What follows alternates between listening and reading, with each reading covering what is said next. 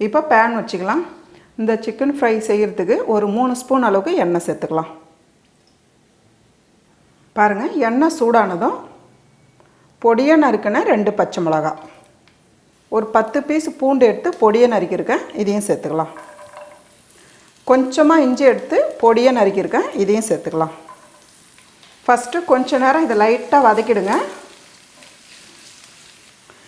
நான் வந்து 2 பெரிய வெங்காயம் எடுத்து இந்த மாதிரி தட்டை தட்டியாக கட் பண்ணியிருக்கோமா, இதையும் சேர்த்துக்கலாம். பாருங்கம்மா, இந்த அளவுக்கு நல்லா வதங்கி வரும்போது 2 தக்காளி எடுத்துருக்கேன் நான். உள்ளே இருக்கிற விதையெல்லாம் எடுத்துடணும். அதே போல் கட் பண்ணிக்கோங்க. பாருங்கள், தக்காளி சேர்த்து ஓரளவுக்கு நல்லா வதக்கியிருக்கோம். அதே போல் தக்காளி அப்படியே இருக்குது பாருங்கள், குழையில இப்படி தான் இருக்கணும்.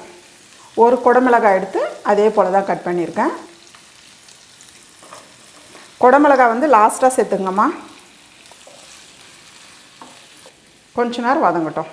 உங்களுக்கு இஞ்சி பூண்டு பேஸ்ட்டு தேவைப்பட்டால் இது கூடவே லைட்டாக சேர்த்துக்குங்க. நான் வந்து சேர்க்கலை, ஏன்னா வந்து பூண்டு இஞ்சிலாம் நம்ம சேர்த்துருக்கோம், அதனால் அது தேவைப்படாது. கொஞ்சமாக ஒரு அரை ஸ்பூன் அளவுக்கு மிளகாய்த்தூள் சேர்த்துக்கலாம். 1 ஸ்பூன் அளவுக்கு டொமேட்டோ சாஸ் சேர்த்துக்கலாமா. 1.5 ஸ்பூன் அளவுக்கு சில்லி சாஸ் சேர்த்துக்கலாம். கொஞ்சமாக ஒரு 3 சிட்டிக்கு அளவு சோயா சாஸ். சோயா சாஸ் வந்து அதிகமாக சேர்க்காதீங்க.